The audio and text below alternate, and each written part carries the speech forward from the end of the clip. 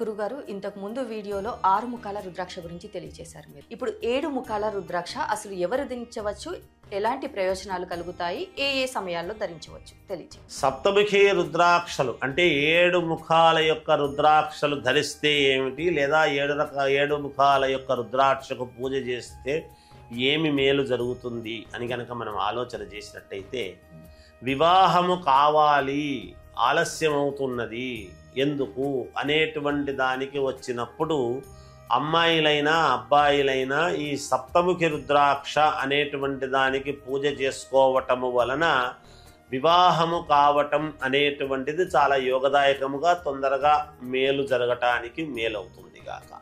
ఈ సప్తముఖి రుద్రాక్ష వలన ఇంకా ఏమిటి అంటే, సాయంకాలము గనక సప్తముఖి రుద్రాక్షకు పూజ చేస్తున్నారంటే వీళ్ళు ఖచ్చితముగా వీళ్ళది అనుకున్నది అనుకున్నట్టు జరుగుతుంది అని శాస్త్ర ప్రామాణికం విషయం. అది అంటే వివాహం కాని ఆడవారు ధరించవచ్చు అంటారా? కొంతమంది చెప్తూ ఉంటారు ధరించవచ్చు అనేసి మెడలో. అలా ధరిస్తే ఏమైనా మెడలో ధరించటానికి అమ్మాయిలకు కూడా లేదమ్మా. ఎందుకంటే నెలసరి అనేటువంటిది ఉంటుంది కాబట్టి రుద్రాక్షలు ఎప్పుడూ ఆడవాళ్ళు మెడలో ధరించడానికి అవకాశం లేదు.